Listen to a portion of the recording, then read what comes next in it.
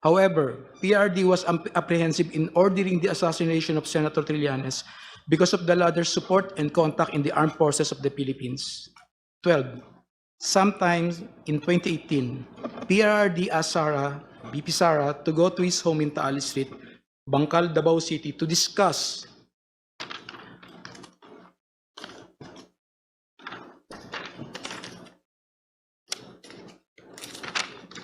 upcoming local elections in Davao City, where BP Sara was going to run for re-election as mayor.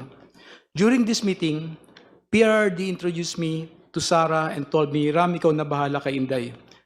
Since then, I've frequently met and discussed with BP Sara, then Mayor Sara, regarding various matters. Ayan, yan.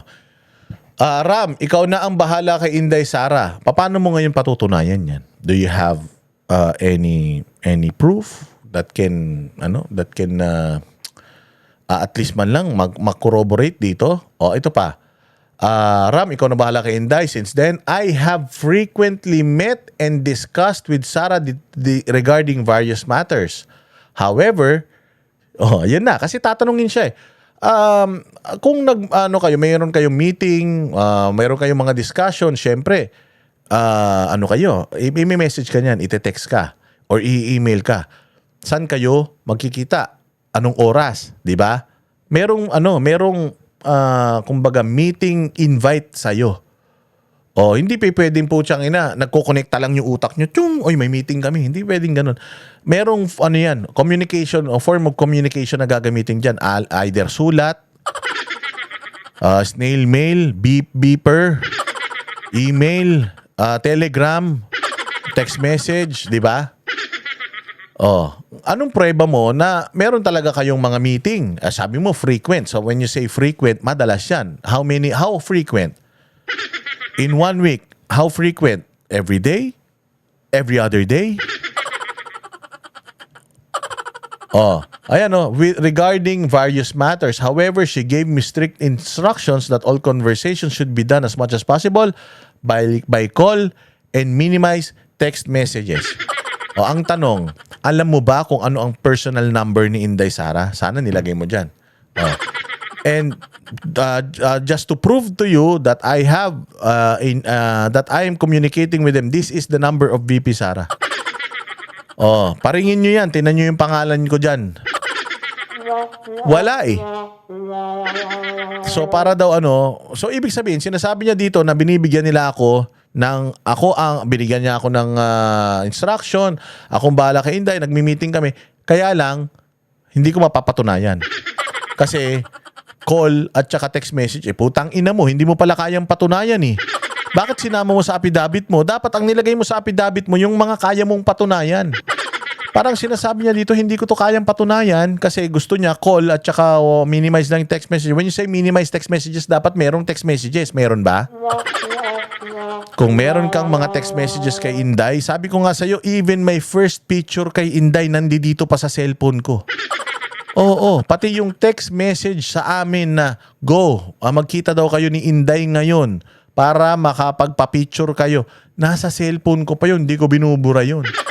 Ni wala kang ipinakitang pruweba tungkol dito sa testimonya mo na ito. So paano yan? However, she gave me strict instructions that all conversations should be done as much as possible by call and minimize text messages. 13. Furthermore, PRD also asked me to profile individuals associated with BP Sara, then again Mayor Sara, because she is his favorite among his children.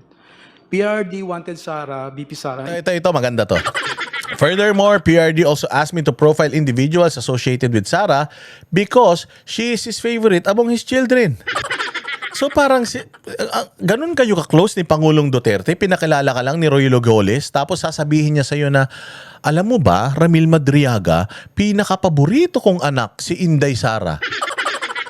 Siya ang paborito kong anak sa lahat ng mga anak ko. At gusto ko si Inday Sara ang magpolitika kasi si Pulong, baliw, si Baste, bading. Sino kang puki ng ina mo ka? Sino kang putang ina mo ka? Para siraan ni Pangulong Duterte yung mga anak niya. Jowa ka? Si Pastor Apollo Kibuloy at saka si Pangulong Duterte, prosecutor pa lang si Pangulong Duterte, nagkadaupang palad na sila.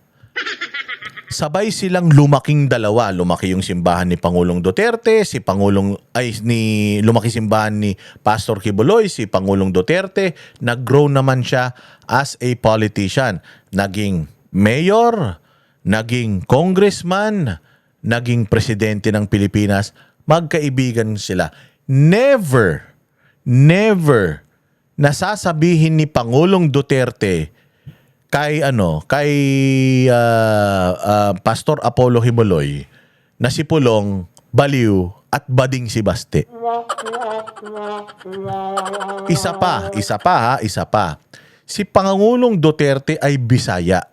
Hindi niya gagamitin yung salitang baliw at bading. Ang sasabihin ni Pangulong Duterte, buang yan at saka bayot yan. Hindi niya quote and quote, characterized as baliw and bading. The fact na ginamit mo yung salitang Tagalog sa English composition, yun yung eksaktong word na ginamit niya. At kilala namin si Pangulong Duterte. Bisaya yan. Ang gagamitin niyang salita, buang bayota. Ganun. So dito pa lang, alam mo na nagsisinungaling si Madriaga. At sino ka nga? Bago ka lang kilala, sisiraan ko yung mga anak ko na mahal ko? Sasabihin ko sa'yo. Alam mo ba, na sa dinami-dami nung encounter namin kay Pangulong Duterte, at pag ikinikwento niya yung mga anak niya, alam mo ba na sobrang proud siya sa mga anak niya? She's so proud of Inday Sara. Naniniwala ako, Inday Sara is his favorite. Okay? Pero all praises siya sa mga anak niya. Kasi ang kwento ni Pangulong Duterte, sobrang tapang ni Inday Sara, takot yung dalawang magkapatid na yung kuya niya tsaka yung bunso nila. Si Baste, spoiled pa yan sa atin niya. Si Pulong, paglasing umuuwi, pinaplying kick yan ni Inday Sara. But never did PRRD sinabihan niya or siniraan niya yung mga anak niya na baliw at bading. Sinong gagong tatay ang nasa tamang pag-iisip na sasabihin mo na meron kang anak na baliw at bading? Doesn't make sense. So, ibig sabihin, putyang ina, pati si Pulong, at saka, sabi ko nga sa inyo, this is Trillanes. Itong part na ito, furthermore, PRD also asked me to profile individuals associated with Sara because his favorite among his children is Sara. Pulong is, baliw, and Baste is bading. Who will say this? Trillanes. Ako nag-a-assume lang ako. I'm not saying it's true. I'm not saying it's 100% true. I'm saying it sounds like it sounded like Trillanes. Maraming beses na namin nakausap si Pangulong Duterte when he talks about his kids. Apat man lang yan. Si Pulong, si Inday Sara, si Baste at saka si Kitty. Apat lang yan. Sisiraan mo pa yung dalawa. Gagong putang ina nito. In politics instead of Paulo Duterte, Pulong, and Sebastian Duterte, Baste, who he characterized as baliw and bading, respectively. Number 14. Respectively. Again buang and bayot.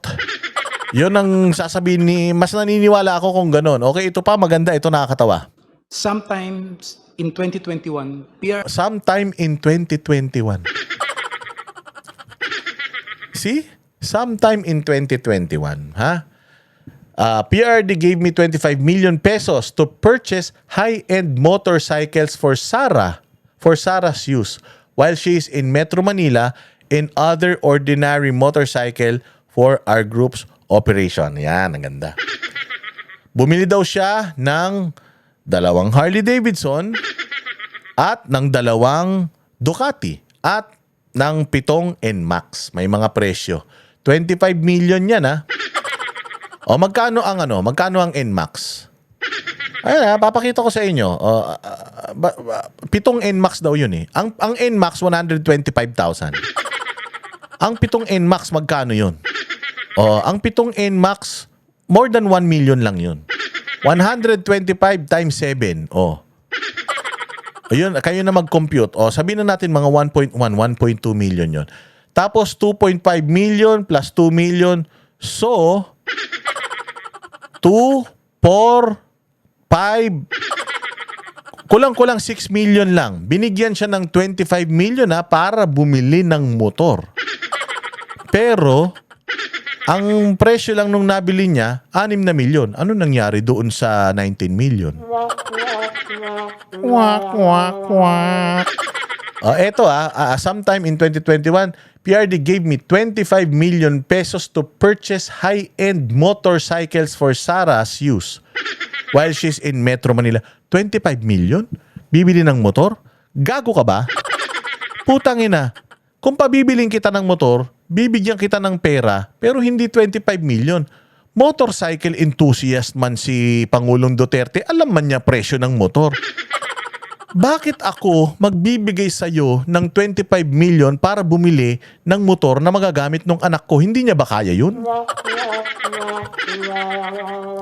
Hindi ba kaya ni Man Scarpio yun? At saka, bakit magpapabili sa'yo si Pangulong Duterte ng motor para kay Inday? May motor naman si Inday. May kabuhayan naman si Inday. May asawa naman si Inday na mayaman. Kaya naman bumili nung asawa ni Inday. At saka eto, binilan mo ng motor si Inday, nakapangalan yung mga motor na binili niya sa kanya at saka sa anak niya. Meron ka bang picture kahit isang beses na ginamit ni Inday Sara yung mga motor na yan? Ako si Pangulong Duterte. Gago ba ako? Nabibigyan kita ng pera para bilan ng motor si Inday tas sa'yo nakapangalan. Putang ina mo, hindi ko na nakuha sa'yo yan. Gago, no? Sobrang gago. Okay man lang. Meron kang motor na binili. Opo, kanino nakapangalan? Kay Inday Sara. Ako bumili. Meron akong resibo. Nakapangalan sa kanya.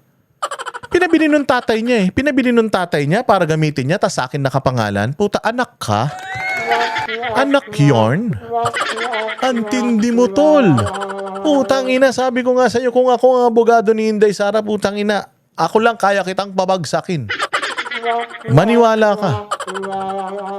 Putang ina, bumili ka ng 2.5 million na Harley Davidson, 2 million worth of accessories. 2 million exclusive of accessories. Exclusive of accessories, ibig sabihin, ano na yun? Wala pang accessories yun.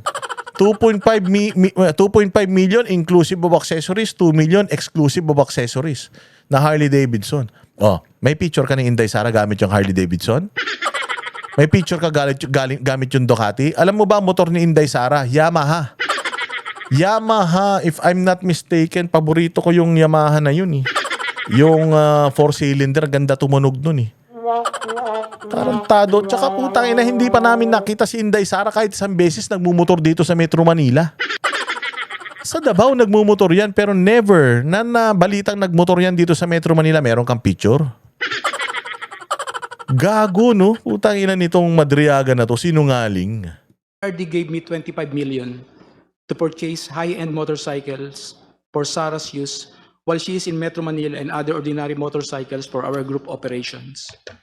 15. Hence, I bought two 2021 model Harley-Davidson motorcycles from a dealership in Green Hills, EDSA for around 2,500,000 pesos, inclusive of accessories, and around 2 million pesos exclusive accessories, respectively. Both Harley-Davidson motorcycles were placed under the name of my son.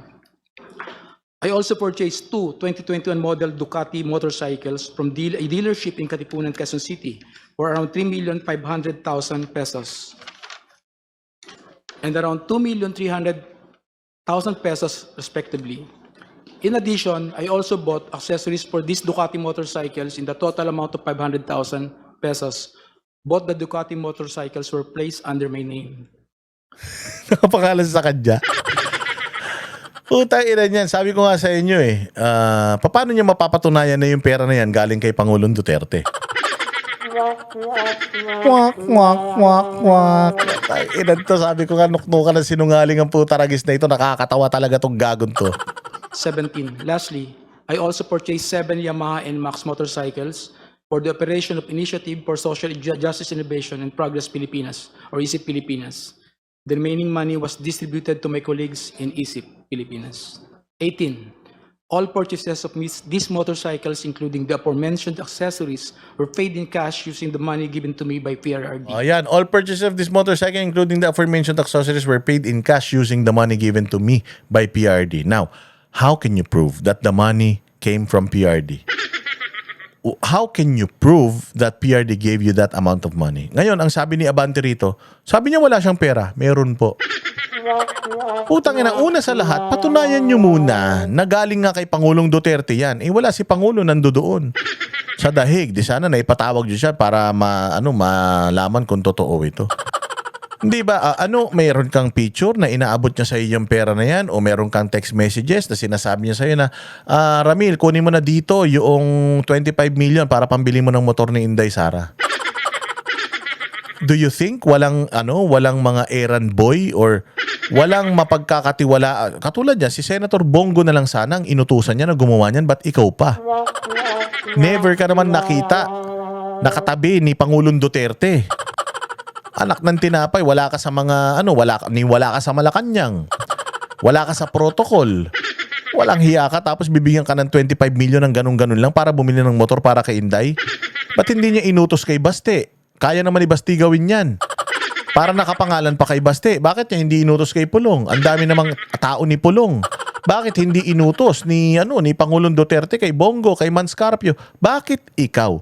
25 million ang laking pera ipagkakatiwala sa'yo tapos putang ina ipinangalan mo pa sa sarili mo tsaka sa anak mo? Ipinangalan mo sa sarili mo tsaka sa anak mo tapos sasabihin mo para kay Inday Sara? Diyan pa lang gago ka na eh. Putang inan tong tao na to, sinungaling. Custom magnetic lifter transaction with attorney Eto na. Manscarpio. Ito na. Oh. Sometime in 2017. Sometime in 2017 or 2018 na naman. Putang ina, hindi mo alam kung kailan, natatandaan mo. Magnetic lifter, natatandaan mo yung kwento, natatandaan mo yung utos, kung sino nag-utos, pero hindi mo alam kung kailan. Hindi nyo man lang ni-research kung kailan yung napag-usapan niyang yung magnetic lifters na yan. Sometime in 2017 or 2018. Putang ina niyan. Ako, ito pa lang, basura na to eh. Basura na sa akin to. Puta, puro ka sometime eh. Ikaw ba si Mr. Sometime? Eh naka, ang dami mong nalalaman, ang dami mong mga sinasabi, mga numero, ang dami sinasabi, magkano, kabisado mo, may accessories, walang accessories. Tapos yung araw, panahon, kung kailan ka inutusan para gumawa ng kasalanan, hindi mo may specify. PRD told me to assist husband Sara Carpio regarding a problem with the Bureau of Customs. However, no specific details were provided by PRD. Inutusan ka niya nang wala siyang inuutos sa'yo, ganon. Ang labo nito. Tapos uutusan ka ni Pangulong Duterte na ayusin mo yung issue sa Bureau of Customs. Taga-customs ka? May kilala ka sa customs? Siya ang presidente. 2017 na yan eh. O siya ang presidente. Hindi niya ba kayang utusan yung mga taga-BOC? Na gawin yan? Siya ang boss? Alam mo ba ginagawa ni Pangulong Duterte noong 2017, 2018, 2019 nung siya presidente? Putang ina yung customs. Alam mo ginagawa niya dyan? Dinudurog niya yung mga kotse na nakukuha dyan ng mga smuggle. Kotse, motor, lahat. Sabi ko nga sa iyo kung tarantado lang si Pangulong Duterte, bakit pa ako gagastos? Bakit pa ako gagastos na magbibigay ako sa inyo ng 25 million para bumili ng motor ni Inday? Kukontak lang ako sa customs meron ba diyang mga motor na na-sequester tayo, yung mga smuggled na motor? Sir, meron po, 5. Akin na yan kasi papagamit ko kay Inday. Ang dali-dali nun, ikaw ang presidente. Bakit ka pagagastos ng 25 million kung corrupt kang tao? Kung magnanakaw ka na tao at kung tarantado kang tao? Sabi ko nga sa'yo, kung talagang gago si Pangulong Duterte, di sana walang sinirang mga luxury cars yan diyan sa customs nung panahon niya. Winawasak nga nila Lamborghini, McLaren, Bugatti, winawarak nila dyan. Lalo na para, putang ina, madala yung mga nag-i-smuggle ng mga sasakyan na yan. Taga-customs ka? Cabinet secretary ka? Para utusan ka ni Pangulong Duterte na pumunta sa customs at ayusin yung magnetic lifter na puta, napaka-iskandaloso niyan. Tinan mo sino ang tao ni Pangulong Duterte diyan sa customs? Si Paildon. Siya ang naglagay ng tao diyan para labanan yung corruption diyan. Si Paildon nilagay niya diyan. Do you think hindi niya kayang utusan si Paildon para ilabas yung mga magnetic lifter na yan? Ikaw pa? So, pumunta ka kay Paildon. Nick Paildon, ako po si Ramil Madriaga. Pukin ang ina mo, sino ka? Inutusan ako ni Pangulong Duterte para ilabas mo to. Gago. Ba't ka uutusan? Pwede naman siya kumontak sa akin, siya boss ko. Sino ka ba? Dito pa lang, palpak na eh. 2018, PRD told me to assist the husband of Sarah, Attorney Manasseh Manscarpio, regarding a problem with the Bureau of Customs. However, no specific details were provided by PRD. Thereafter, Attorney Mans called me. We later decided to meet in front of a coffee shop in Burgos Circle in Bonifacio Global City, Taguig City. During our conversation, he asked me to assist. Ba't hindi mo masabi kung anong coffee shop yan sa Burgos Circle, dyan sa BGC? Taga dyan ako eh. Dyan ako nagkakape. Ba't hindi, nasasabi mo yung parking of Mega Mall, parking of Sandigan Bayan, Ombudsman or whatever. Parking of this, parking of that.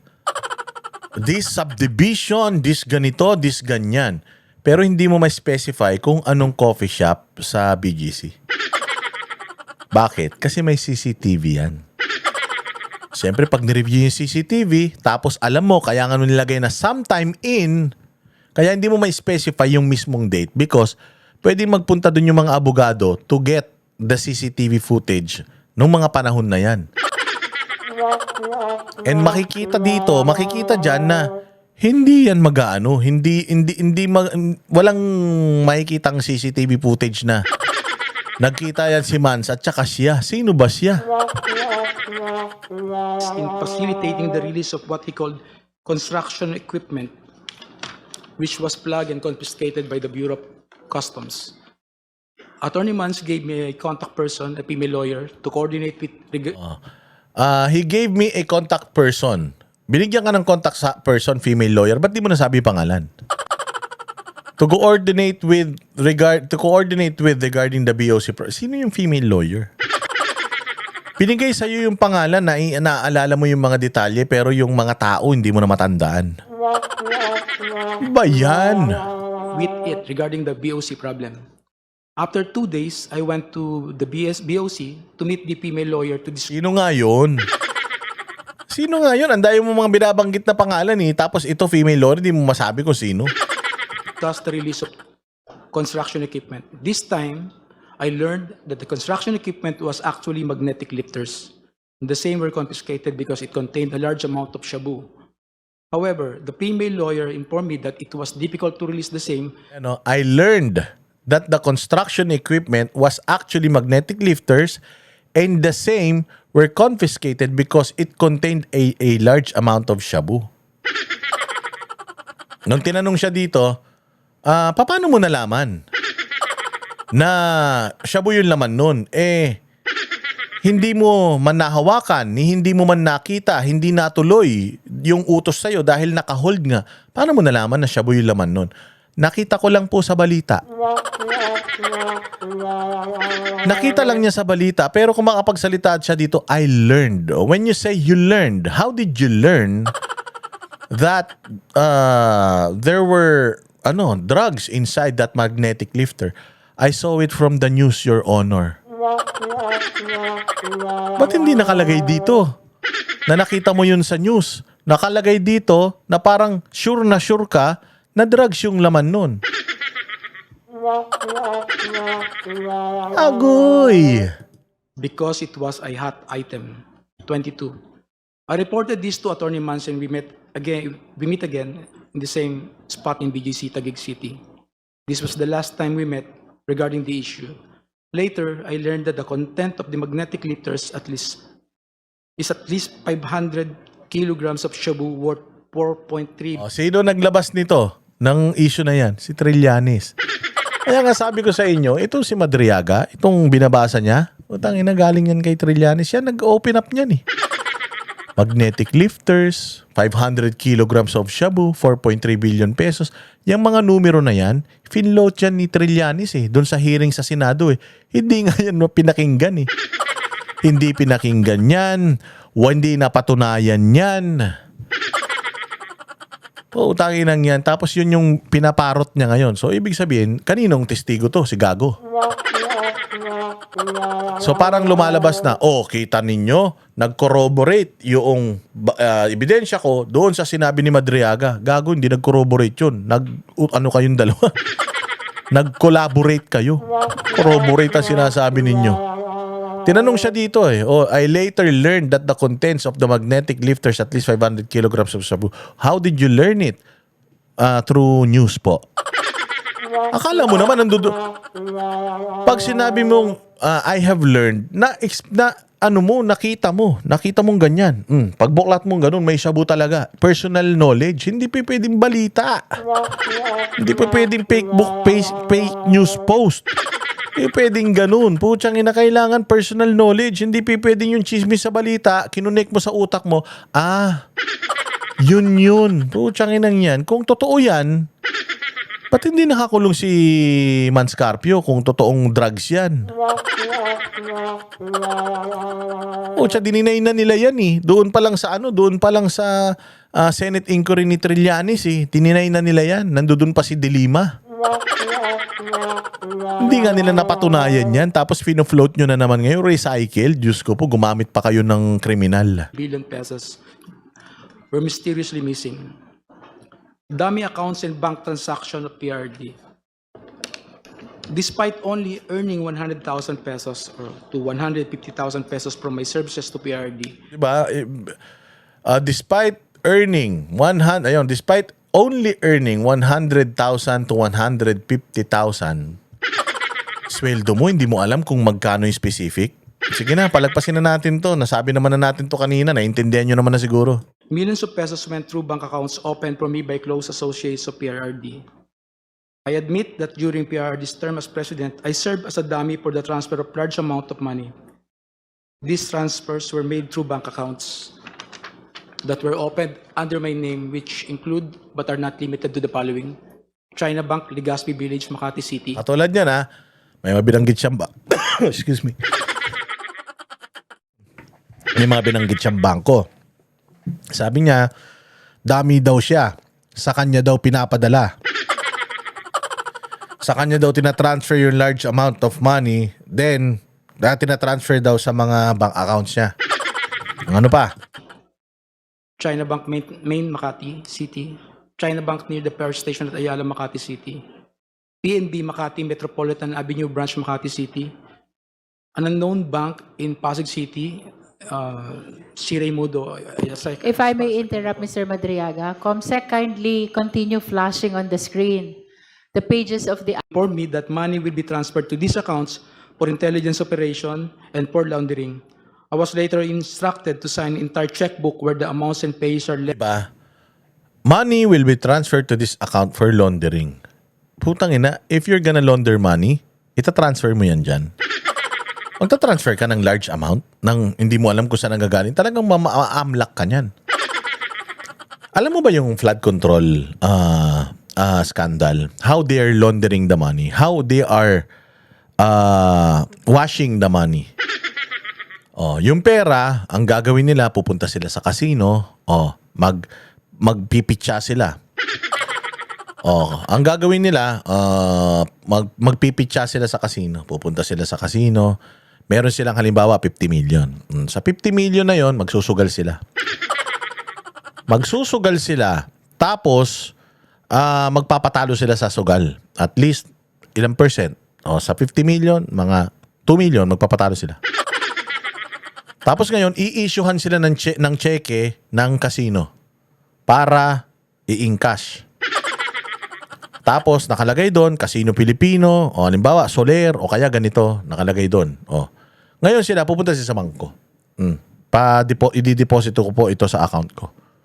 Ang laki na ito O ayan kanino ba galing yan? Sa casino. Nanalo ako sa casino so yung pera na 50 million na pinasok nila doon sa casino, magpapatalo lang sila ng konti, babalik yun 48 million sa kanila in cheque. Malinis na yun. Malinis na. Nalabhan na. Lalagay nilang nila sa mga bangko nila. Pag chinek ng AMLAC, nanalo sila sa casino. Mga player to, kaya ang daming pera. Magbabayad na yan ng mga buwis. Malinis na yung pera. Ganun ginagawa, sir. Hindi po ganito.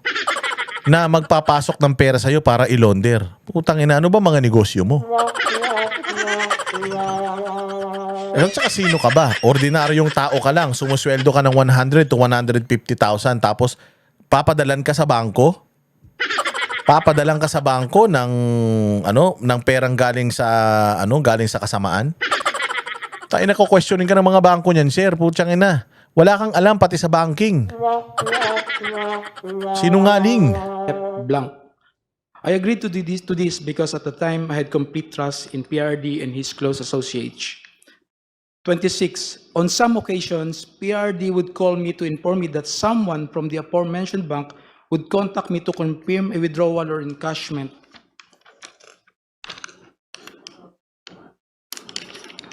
Of checks, there were also instances that where PRD would instruct me to personally visit the said banks to pick up the money and bring it to Malacanang or to the designated individuals.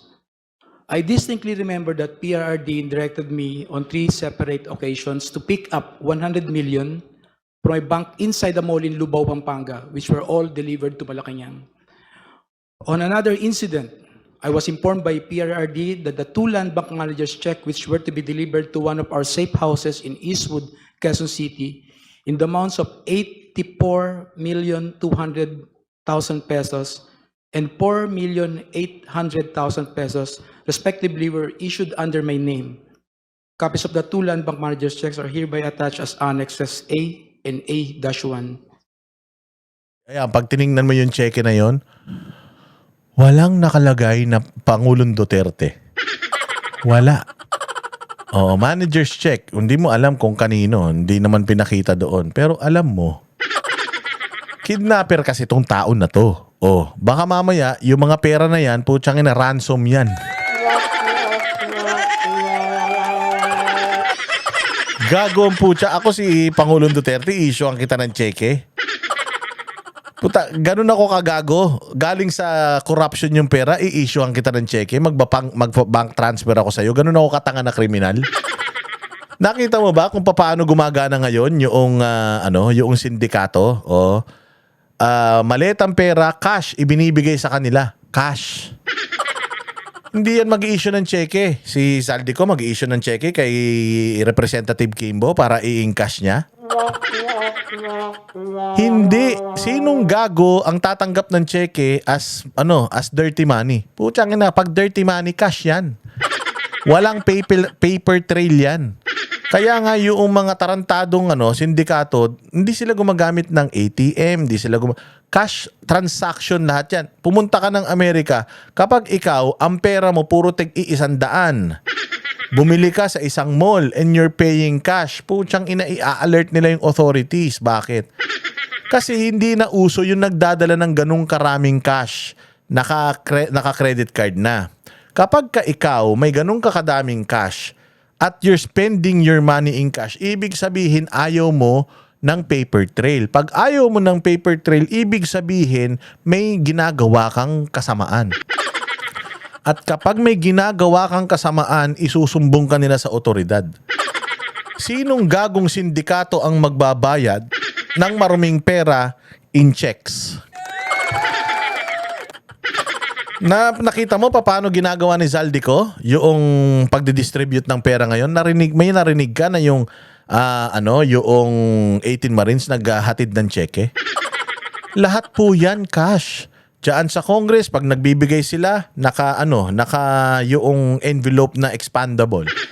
Paper bag. Kay Trillanes, may paper bag daw, may maleta, medium, small, large maleta. Alam nila kung magkano laman. Cash. Ganyan po ang labanan. Hindi cheque. Putsang inan yan. Di pag kinuha mo yung cheque, galing sa illegal yun, paano mo i-encash yun? Oh, manager's check. So, i-encash ko po to. Oh, saan galing yan? Ang laki naman yan. Ang daming tanong. Bibigyan ko kayo ng isang example. Meron akong kaibigan. Ha. May pera siya sa bangko. Okay? Bibili siya ng relos. Oh, bibili siya ng relos. Mahal yung relo na bibili niya. Patek Philippe. Oh, bibili niya yung relo ng 4.5 million. Kasi steel price yun. 4.5 million, Nautilus. Oh, ngayon, cash ang transaction nila. Cash. Pumunta siya ngayon sa bangko niya. Bangko niya yun, ha? O, sabi niya ngayon, I am withdrawing cash. Alam mo, sabi sa kanya nung ay wala po kaming cash dito. Hindi namin kayang i-provide yung cash na yan. I-schedule natin. O, pero gusto lang po namin malaman, why do you need the cash for? Pera ko yan eh. Ako yung tao, ako ito, may ID ako. I deposited that money here. Kinukuha ko lang. I'm gonna buy something. Yes, ma'am, but it's protocol kasi malaki po yung amount na kinukuha ninyo. Gusto lang po natin malaman bakit maglalabas kayo ng ganyang kalaking pera. Kailangan mo i-justify for documentation. O, ginastify niya. Because I'm gonna buy this watch from this person. Kilala nila, ay si ano pala, dito rin nagbabangko yan. Dito rin niya i-deposito yung pera na yan. Okay po, sige po. Balikan nyo po bukas. Inform po namin kayo. Pag ganitong oras, balikan nyo po. I-request namin yung cash from the head office or somewhere para ma-ready po namin. Kasi currently, wala po kaming ganyang cash ngayon. 4.5 million, ha? You're talking about how much? 4.8 million and 84 million in check? Given to you? Ang sweldo mo 100 to 150,000 lang. I'm gonna give you 84 million. I will be entrusting you that much money. Tapos ang sweldo mo 100 to 150,000? Kung ako naman, ginagamit kita para sa ganyang kalaking mga transaksyon, go-to person kita, hindi kita sasawaran 100 to 150,000. Putang ina, mabibili ka ng kalaban ko. Bibigyan kita ng porsyento. Milyon ang isisweldo ko sa'yo. Galing naman sa nakaw yan eh. Pare-parehas tayo lumubog. 100 to 150,000 tapos binibigyan ka ng 84 million. Utangin na tapos cheque. Paano mo i-encash yan? Nang hindi ka maa-alarma o hindi mag-set ng alarm or magti-trigger ng alarm sa Anti-Money Laundering Council and sa head office dahil apakalaking pera niyan. 28. To prove the aforementioned allegations, I am willing to execute an affidavit, authorization, or any other document, and to perform all acts necessary for Committee on Justice of the House of Representatives or the courts to act. Alam mo, if this person has a proof na si Pangulong Duterte is issuing checks sa kanya, transferring money, ano yan, may papakita niya kaagad. Bakit wala? Ba't kailangan yung Congress pa or Senate pa yung magkalkal? Pwede naman siya mag-request ng statement of account eh. Pwede ba ako mag-request since these are my bank, so can I request for a statement of account? Yung mga bank transactions ko for the past 10 years. Pwede yun eh. Kasi ako, kaka-request ko lang na nakaraan kasi nag-apply ako ng visa eh. Nag-request ako ng bank transactions ko for a period of time. Binigyan, mga naghintay ka lang 3 araw, lumabas na yun. Lahat, nakita ko doon, pati yung mga transfer ko sa GCash, pa 5 piso. Lumabas doon sa, lahat din ng mga nagpapasok ng pera sa akin, lumabas din doon. Ba't hindi mo na-request yun? Para ipakita mo dito, annexes, meron akong ganito, pumasok sa account ko, galing sa kay Mans Carpio, galing kay Rodrigo Roa Duterte account, BPI Ortigas. Diba? Hindi eh.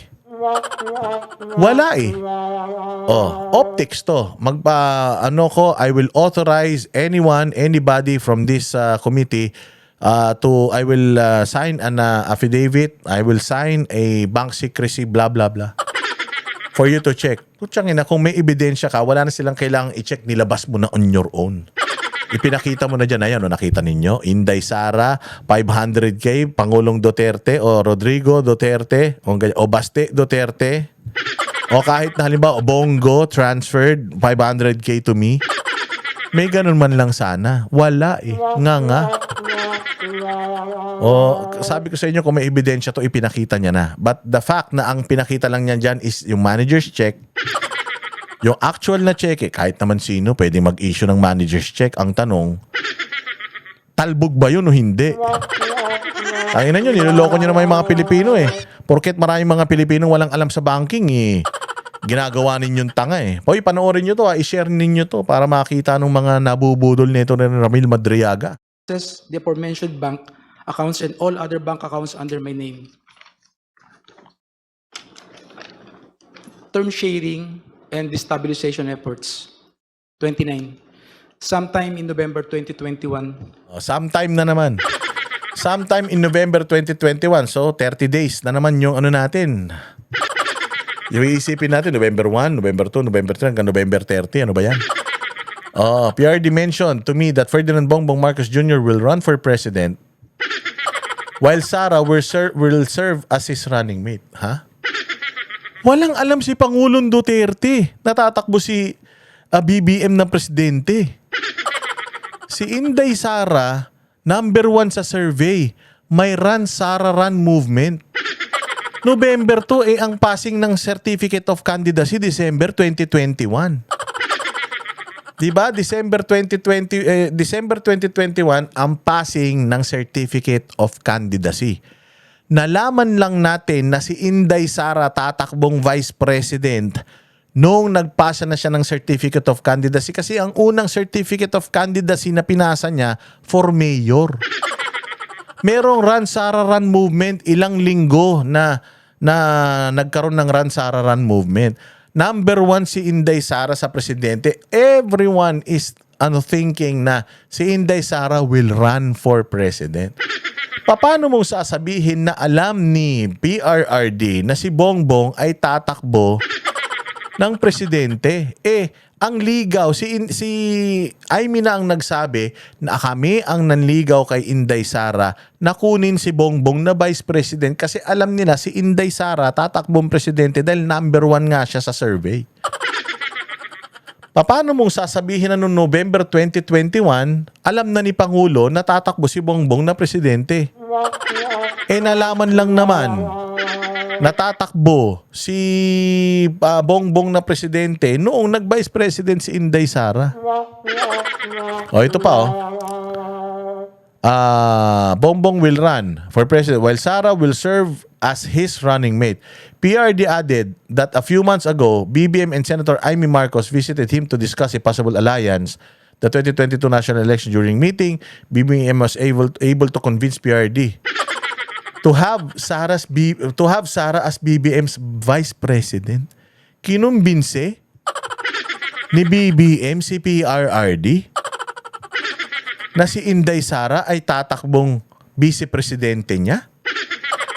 Sinasabi na nga ni Pangulong Duterte noong December pa na mayroong tatakbo na presidentiable na adik. Alam ni Pangulong Duterte na adik si Bongbong Marcos, makikipag-deal siya kay Bongbong. Ito sa lahat ng pinakamalaking kasinungalingan, kabalintunaan, isa ito sa pinakamalaking kabalintunaan. Diba during his meeting, PBBM was able to convince PRD to have Sara's BBM. Hindi nakialam si Pangulong Duterte kay Inday Sara. Ang gusto nga ni Pangulong Duterte tumakbo si Inday Sara. Sinuway nga siya ni Inday Sara eh. Walang ganap si Pangulong Duterte sa desisyon ni Inday Sara whether tatakbo siyang mayor, vice mayor, presidente or vice-presidente. Wala. May kandidato si Pangulong Duterte noon. Ang kandidato niya noon, vice president, si Bongo. She was expecting her daughter to run as the president and Bongo is her vice president. Kaya lang matigas ang ulo ni Inday. Nag-vice president siya kaya si Bongo ang inilagay niya as presidente. Patatakbuhin niya ba si Bongo na presidente kung alam niya at pinayagan niya si Bongbong Marcos na tumakbong presidente ni Inday Sara?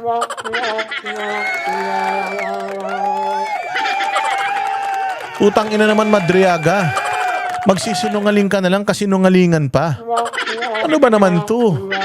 Grabe naman kabobohan mo. Putsang ina yung kwento mo. It doesn't connect. It doesn't make sense. Doesn't add up. Wala talaga. Malabo. Sobrang labo. Kinumbinse ni Bongbong si Pangulong Duterte, tatakbo siyang presidente, vice president si Inday. Pero umoo si Pangulong Duterte.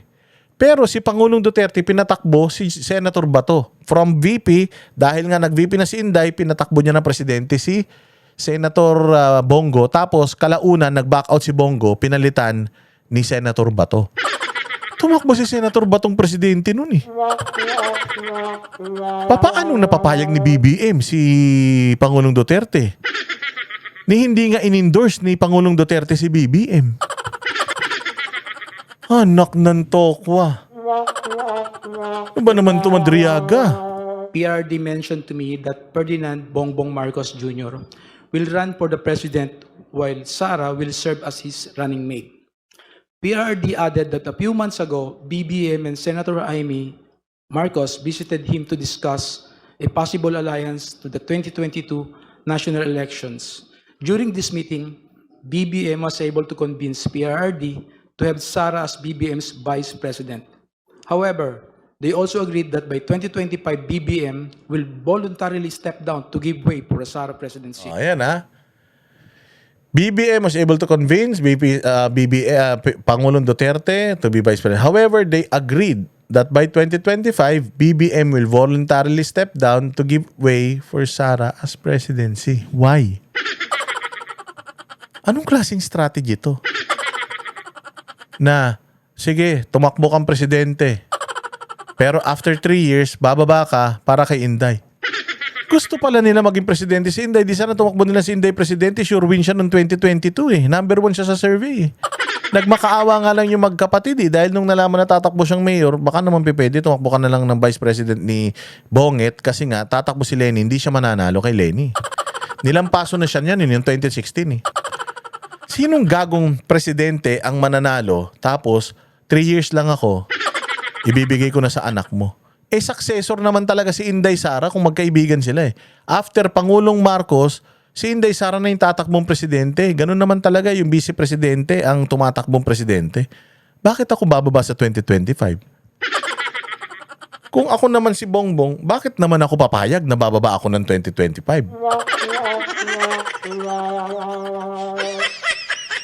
Gago, di ba? O ito po, after Sara took her oath as Vice President, PRD had a discussion with retired generals of the Armed Forces of the Philippines where I was also present regarding the possible Wow, utsang ina, National Security Council yarn. Wala kang ang posisyon sa gobyerno. Tapos yung usapan ng mga general, nandoon ka, sino ka? Siyempre tatanungin ng general, sino to? Hindi naman si Bongo to. Si Bongo, naniniwala kami, kanang kamay mo. Pero itong pangit na to, sino to? Hindi. Palabasin mo yan. Hindi pwedeng. Tayo-tayo lang. Yung may mga posisyon lang sa gobyerno, yung mag-uusap-usap. Tangina pa paanong maniniwala ka na itong loser na ito? Patay na patay kay Inday Sara, obsessed kay Inday Sara. Putya, isasama ni Pangulong Duterte para kausapin yung mga general. Tapos pagpaplanuhan. Ayun, scenarios for unseating BBM by 2025. Akala ko ba, nag-agree sila na 2025 bababa si BBM. Bakit merong unseating ng 2025? Anak ng putya talaga to si Madriaga. Oh. After Sara took her oath as Vice President, PRRD had a discussion with me, with retired generals of the Armed Forces of the Philippines, where I was also present regarding all the possible scenarios for unseating BBM by 2025. In case he reneged on his promise, the general objective was to ensure that PBBM will only serve less than 4 years of his term as president, so that Sara, upon assumption to the presidency, will still be eligible for the presidency in 2028. 31. I remember that one. Ayun, no? Ulitin natin yung part na yun. Possible scenarios for unseating BBM by 2025 in case he reneges his promise. Oh. Kung hindi daw itutuloy ni Bongbong yung promise niya, meron na silang plano na na may gagawin sila kay PRD. O magde-destabilize sila. Tang ina talaga. Sabi ko nga ganun ba katanga si Pangulong Duterte? Ganun katanga si Pangulong Duterte na mag-promise ka 2025 bababa ka. Opo. Okay. Kung hindi to bababa, trabawin natin Tangina, wala ka palang tiwala kay Bongbong. Bakit mo pa siya, ba't ka pa pumayag na tumakbo siyang presidente ni BP Sara? Putsang, hindi ko talaga mag-gets Sabi ko na sa inyo kanina pa simula umpisa hanggang ngayon, putsang ina, nasa 31 pa lang, ang dami nito. Putsang, hindi pala tayo matatapos dito. My goodness.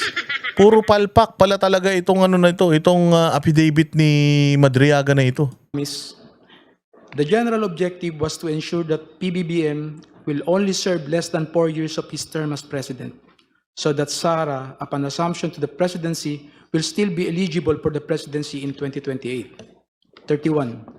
I remember that one of the plans considered was to sabotage BBM's administration by using some of BBM's own men, either recommended by PRD for appointment or allied with the Dutertes, to reveal supposed corruption issues that will serve as a precursor for an impeachment. Ito pa lang So, sinasabi nila, yung impeachment complaint kay Bongbong Marcos ngayong 2025 o ngayong 2026, ikagagawa ni Duterte. Ito na yun Ito na yung sinasabi nila narinig ko, I remember, natatandaan ko na ang plano nila, sasabutahihin si BBM. Tapos, may mga tao, si Pangulong Duterte, na magre-reveal ng corruption ni Bongbong Marcos para ma-impeach siya. Ulo, sabi ko putang ina talagang i-connect nila sa mga nangyayari kay Bongbong. So parang nangyayari ngayon kay Bongbong. Kaya bumapalpak si Bongbong ngayon kasi sinasabotahe siya ni Pangulong Duterte. Paano sasabotahin siya ni Pangulong Duterte? Ang laylay ni Pangulong Duterte. Sino ba ang nag-file ng mga impeachment kay Bongbong Marcos? Sino ba ang nagsabi na corrupt si Bongbong Marcos? Ang nagsabi na corrupt si Bongbong Marcos mismo. Hindi ba? Flood control project, 5,500 flood control projects completed. Biglang umulan, bumagyo. Anak ng tinapay yan. Hindi niya ma-explain kung nasan yung mga flood control project. Nag-imbestiga siya. Pag-imbestiga niya, siya mismo ang nakaalam ng mga ghost projects. Nasan dyan yung tao ni Pangulong Duterte na sinasabi mo na naging susi sa impeachment ni Bongbong. May impeachment si Bongbong at pinagbibintangan na magnanakaw si Bongbong dahil kay Saldico na tao ni Romualdez. Dahil kay Toby Chanco na pinagbibintangan si Romualdez na mastermind na tao ni Bongbong. Walang tao si Pangulong Duterte ang nagsimula at nag-expose ng pagnanakaw ni Bongbong. Bongbong Marcos exposed himself nung siya ay nag-speech ng flood control. He exposed the corruption ng government nung siya mismo nag-investigate, nagpunta sa mga projects na walang mga projects, puro bakal lang. Siya mismo ang nagtayo ng ICI. At si Bongbong Marcos, meron siyang impeachment nitong taon na ito na na-dismiss diyan sa Committee on Justice. So, nasan si Pangulong Duterte doon? 2024 pa lang. Wala na si Pangulong, 2025, March. Wala na si Pangulong Duterte dito sa Pilipinas. Dinala na siya sa dahig. Tiyang inasabi kong, talagang pakawala ng gobyerno ito para ma-connect din niya yung impeachment ni Bongbong, yung corruption, para masabi niya na planado ng mga Duterte yung corruption na yan. But if you're gonna look at it, walang kinalaman ang Duterte sa corruption kasi sila yung may corruption. May narinig ka ba na nag-deliver ng pera, ng mali-maletang pera kay Bongo, kay Senator Bato, yung 18 Marines? Wala. Ang diniliberan sino? Si Romualdez, si Zaldico sinasabi, si Charis, yung uncle niya. Nagdi-deliver daw sa Aguado, doon kay Pangulong Marcos, dinadala daw sa Ilocos, sinasakay sa chopper ni Zaldico. Sila man lang yung involved. Wala naman Duterteng involved. O tsaka na, paano nasama na naman yung mga Duterte dyan? Anak ng tinapay talaga to si Madriaga. O, loko-loko. For complaint. 32. In the event that BBM will not voluntarily step down or hand over the presidency to Sara, extraordinary measures of overthrowing BBM will be considered, which include assassination, mass resignation of government officials, civil disobedience, and even an armed assault of Malacanang Palace. Ito, sabi ko nga sa inyo, itong part na ito ng testimonya niya, there's no way na kaya mong patunayan yan because it did not happen. It didn't happen. It is supposed to happen ng 2025, 2026 na ngayon, si Bongbong pa rin ang presidente. And can we also ask Bongbong Marcos na totoo yan? Kasi ang sinasabi niya, yun ang deal ni Bongbong at saka ni Duterte. Papayag ako, pero sa 2025, bababa ka. Putangin na, ba't hindi na lang kaya, hindi ako papayag kasi, bakit pa magiging presidente si Inday sa 2025? Ngayon pala, magiging presidente na siya kung gusto niya. Kung may control si Pangulong Duterte kay Inday, hindi sana siya nagtampo. Natumakbo si Inday Sara na vice president, gago. Yun ang to sinungaling, pakasinungaling mo. Paano nangyari yan? Pinatakbo nga ni Pangulong Duterte si Bongo at saka si Bato de la Rosa. Dahil ayaw niya kay Bongbong Marcos, paano siyang papayag na si Bongbong Marcos ang presidente ni Inday? Gago ka ba? Sinabi niya addict yan eh. May mahilig daw sa Coca-Cola eh. Tapos 2026 na ngayon. Putsang ina, si Pangulong Duterte, kinawawa nga, simula pa lang noong 2022 hanggang 2025. So, paano mo sasabihin na may ganito siyang kapangyarihan? Ipadala nga siya sa ibang bansa, nagpadala sa kanya doon, pulis pa. Bullshit ito. Sobrang bullshit ito. At ito, putsang ina, pag ginisa siya dito, wala siyang may sasagot, matataisa sa lawal ito. It was also considered by PRRD to arrange assassination or armed hits of several government officials in order to cause massive civil unrest. The resulting civil unrest will be used as basis to organize a group of military officers to stage a coup. 33. One of my assignments was to recruit civil groups, schools, clubs, fraternities, criminal groups, and syndicates. O sabi ko nga sa inyo, dito pa lang eh. Dito pa lang dapat ikulong na to si Madriaga. Kasi kung sinabi niya na yun yung mga assignment niya, ibig sabihin involved siya sa mga krimen na to. Mag-o-organize. So, sedition. Involved siya sa sedition. So, may kaso na nga ng kidnapping, tapos putangin na ngayon, involved pa siya sa pag-oorganisa. Pag-oorganisa ng mga ng kaguluhan sa Pilipinas. So, putya, destabilizer pa rin pala to. Bakit natin pinakikinggan to? Umaamin na siya sa mga krimen na yan. Krimen niya, no? Dapat kasuhan na, under oath. Umamin siya sa mga krimen na yan, no? Inday Sara is my president, ISIP, at 2022 national elections campaign. 34. In 2020, I was instructed by PRRD and Sara to help form a group to support Sara's candidacy for president in the 2022 national elections. Hence, I helped establish and register a non-profit corporation called Initiative for Social Justice Innovation and Progress, or ISIP Pilipinas, Incorporated. But to us supporters of Sara, ISIP actually stands for Inday Sara is my president. I helped establish ISIP together with some friends of BP Sara and alumni of San Sebastian College of Law, SSC Law, including Assistant Special Prosecutor Ryan Ray Kilala of the Office of the Ombudsman and his wife, Aurea Fortuna Kilala. A screenshot of one of ISIP's video conference meetings where Sara and Attorney Ryan were present is here to attach as Annex B. A photo of Attorney Reynold Monsayak wearing an Inday Sara is my president is here to attach as Annex B-1. Sabi ko sa inyo, kung meron siyang mga evidence, meron siyang mga annexes. Katulad dito, meron siyang evidence that corroborates etong specific na sinasabi niya no nagbuo sila ng ISIP. Kasi hindi naman dinideny nung mga tao na tumitistigo tulong kay Inday Sara doon sa perjury case nito eh. Dinidebunk nila yung mga sinasabi nito. Ano yan? Hindi yan imbitado, hindi yan ganito, hindi yan ganyan. Proxy ko lang yan. So dito, meron siyang mga Annex B, Annex B-1. May ebidensya siya dito. Bakit yung mga una wala siyang mga annexes? Yung mga unang deklarasyon niya, wala siyang mga annexes. Dito, meron siyang ebidensya. Let's clap our hands.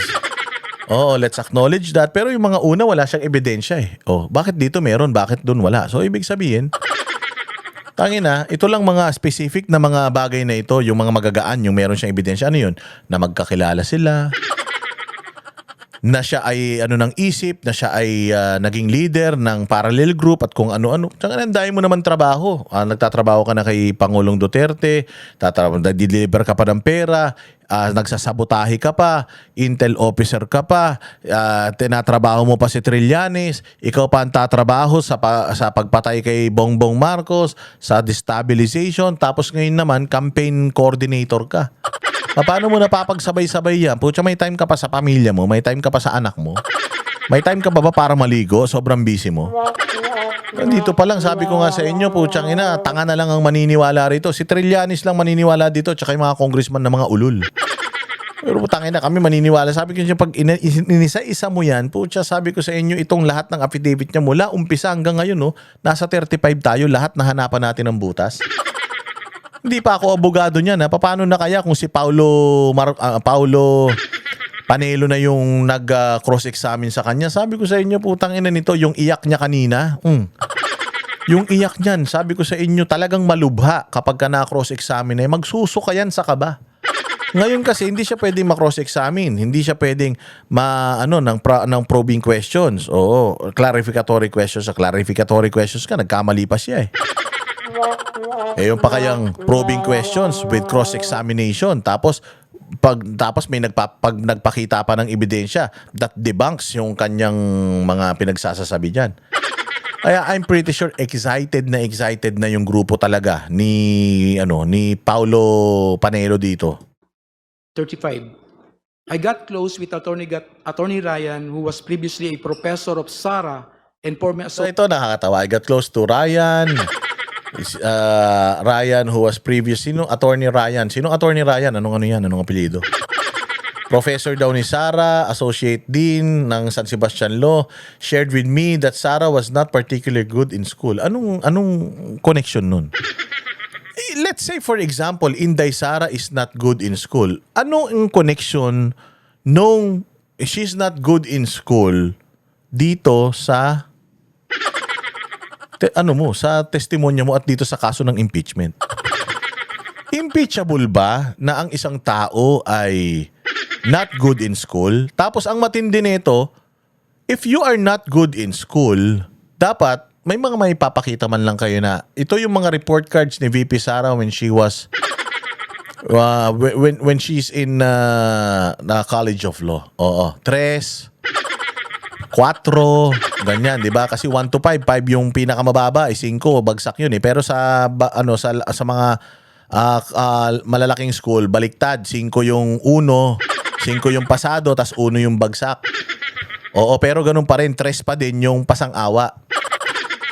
Ngayon, makikita mo sana natin sa VP Sara was not particularly good in school, was often struggling with their academics, and habitually rude and violent to other students. Hence, Attorney Ryan used his influence in SSC Law to ensure that Sara received a passing grades despite her poor academic performance. Passing grade. So, ang pasang-awa is stress. Pag nagpakita ba si Inday Sara ng kanyang report card, kasi kung gusto ko lang ipasa si Inday Sara at bobo talaga siya, ititres ko siya. Pasang-awa, hindi ba? Bakit ko siya bibigyan ng 2? Okay, bakit ko siya bibigyan ng 4? Bakit ko siya bibigyan ng 1? Kung alam naman namin lahat na mahina siya. At saka isa pa ha. Hindi naman tawag dito. Si Pangulong Duterte, hindi pa naman siya pangulo during nung mga panahon na nag-aaral si Inday Sara. Paano siya magkakaroon ng impluwensya dito sa San Sebastian? Kahit naman San Beda si Pangulong Duterte nag-graduate eh. So, papaanong mai-impluwensya ni Inday Sara yung San Sebastian, mayor man lang si Pangulong Duterte noon. Hindi naman kilala si Pangulong Duterte sa buong Pilipinas. Nakilala lang naman si Pangulong Duterte sa nakilala lang naman si Pangulong Duterte sa Pilipinas nung naging presidente na siya. Actually, nung tumatakbo nga siyang presidente, pang-apat siya eh.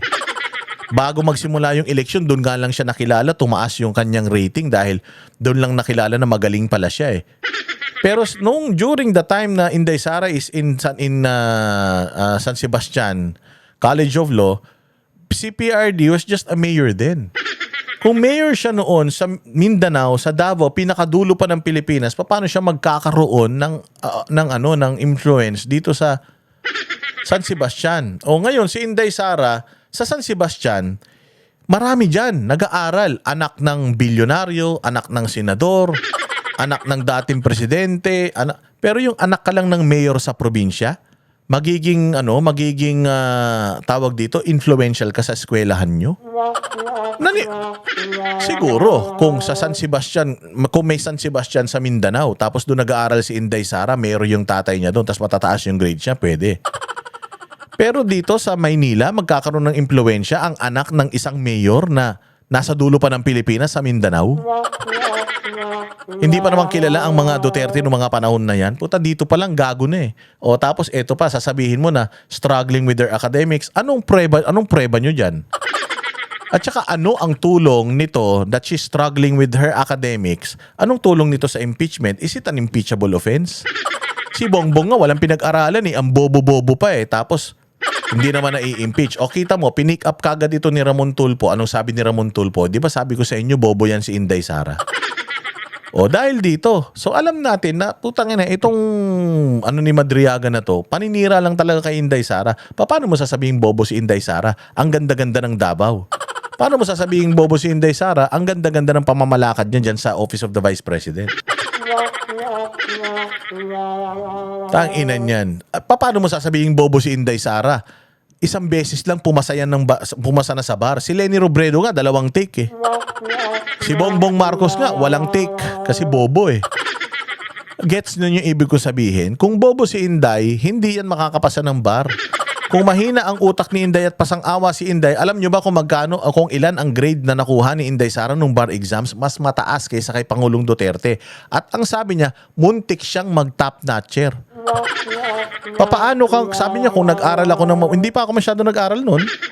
Kung sineryoso ko yan at nag-aral ako mabuti, nag-top notcher ako. Sabi ni Inday Sara, papaano magta-top notcher si Inday Sara kung mahina siya? At saka si Inday Sara pumasa sa exam na pwede kang maging isang judge. Pumasa na siya ng bar, pumasya pa siya nung exam na yun, judgeship exam. Paano mong i-justify na bobo si Inday? Kung bobo si Inday, mahina si Inday, at pasang-awa lang si Inday, hindi siya makakapasa ng bar. Ang dami kong kilala na mga nag-take ng bar, hindi naman nakapasa. May kilala nga akong vlogger, nagtatali-talinuhan, hindi naman nakapasa ng bar.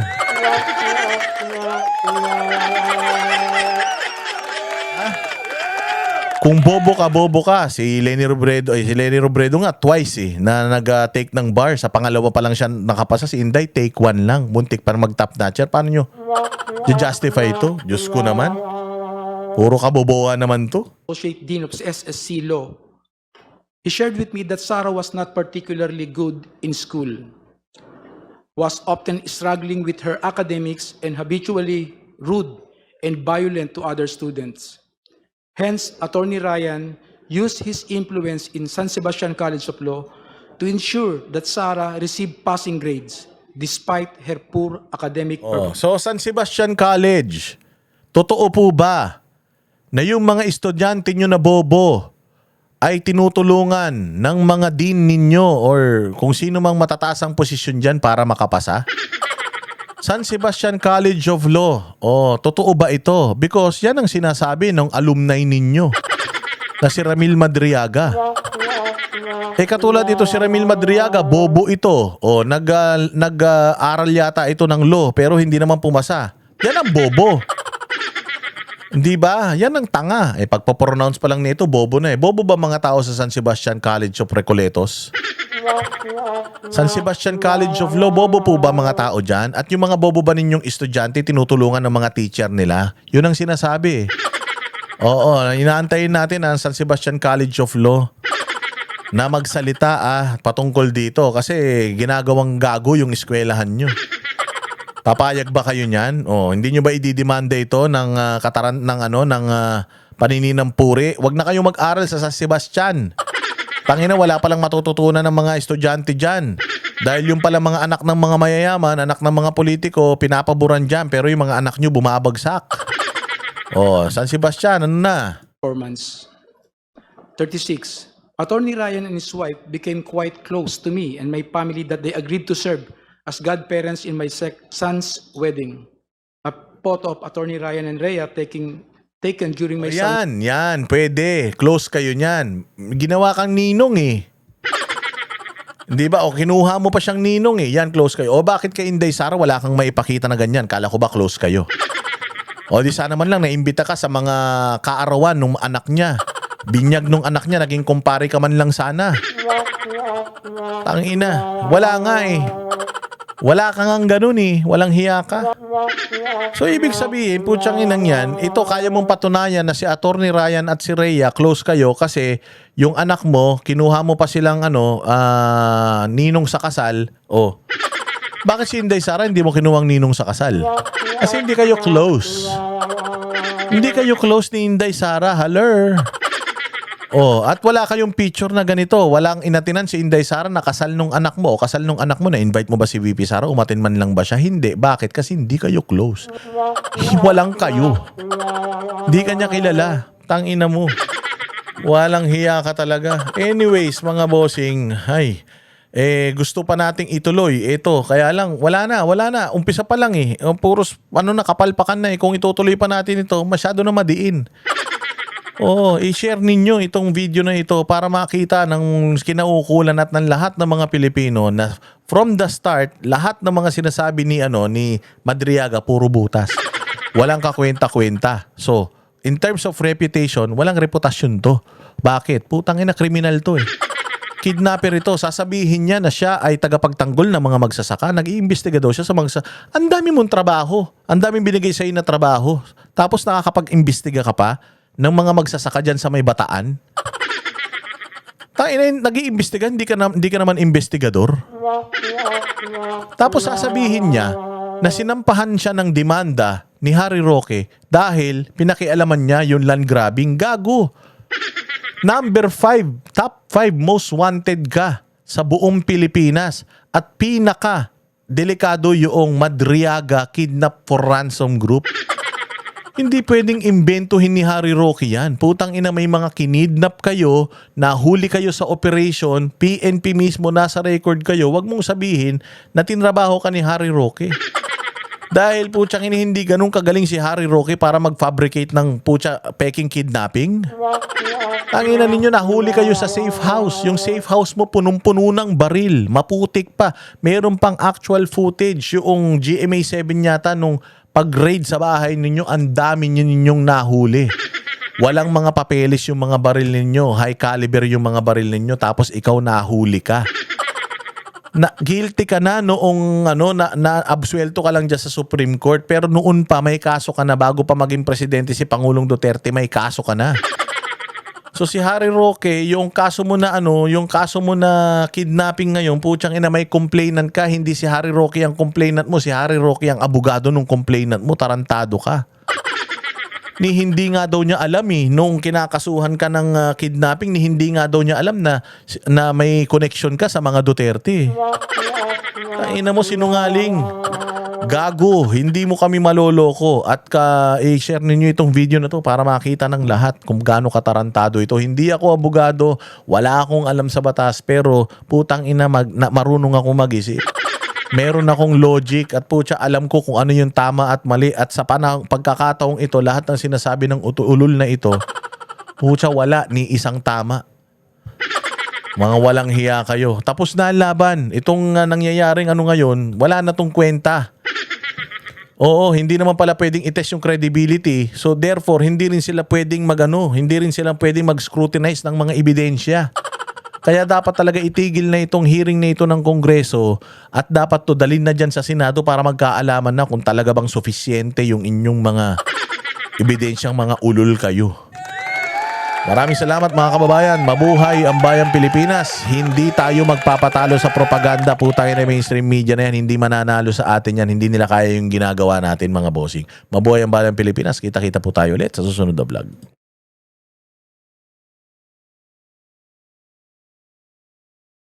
Kami ang boses ng masa, hindi natatakot.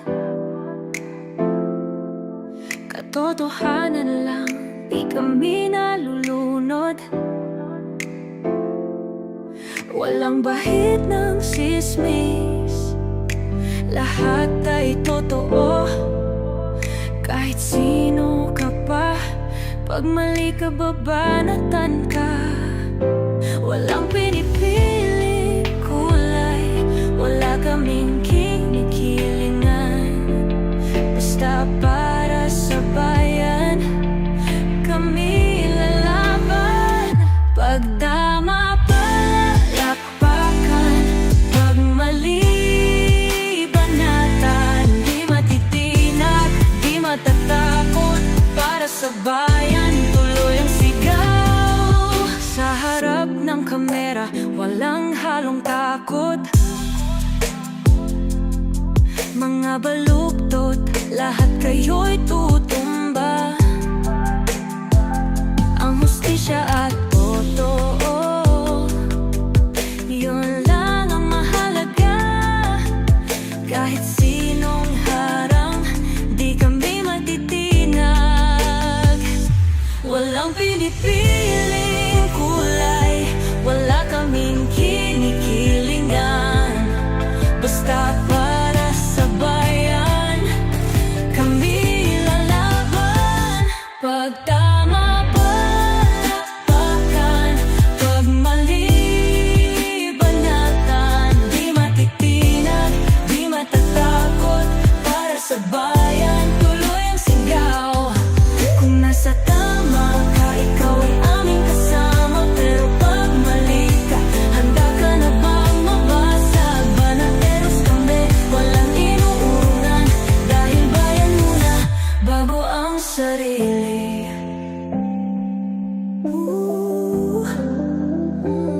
Bago ang sarili.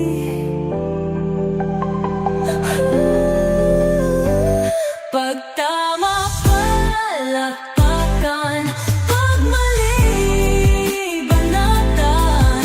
Banateros ang sigaw, katotohanan ang laban.